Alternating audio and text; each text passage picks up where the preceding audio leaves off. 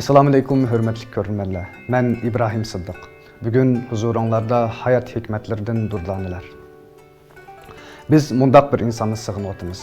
O, əlmisaqdan burunmu bolmağan, kəlgüsüdən keyinmi cəzmən bolmaydı. O, şundaq bir cayda yaşaydı ki, bizning barca hayacanlarımız, cimiki düşkünlüklərimiz və bütün sürük hayatımızın mənası şu yoxluqdan kelib, şu yoxluqqa gayib boludu. Əgər bir günü tosatdan onun üçün təlvilikdən toxtusaq, gündüz bilen keçinin, ümit bilen ümitsizlikning, şadlıq bilen g'ashlikning, yashash bilen ölümning o'xshashli bir narsa ekanligini bayqab qolamiz.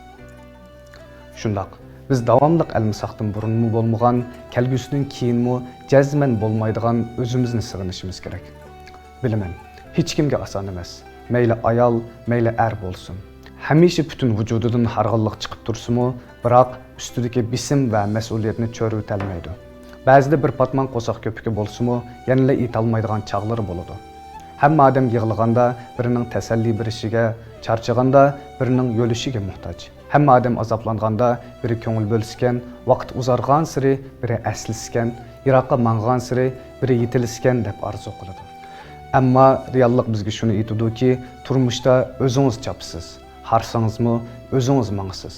Cemiyetki qadam qo'ygandan keyin shuni bilamizki, ishimizni o'zimiz surtishimiz kerak. Jafo mushaqqatlarga o'zimiz bardoshlik berishimiz kerak. Achchiq-chuchuqlarni o'zimiz tetishimiz kerak. Yig'lashdan boshlagan sarguzashtalaringiz bilan mana hozir kulib turib bilib oldingiz. Turmush sizga zodi nimalarni keldi?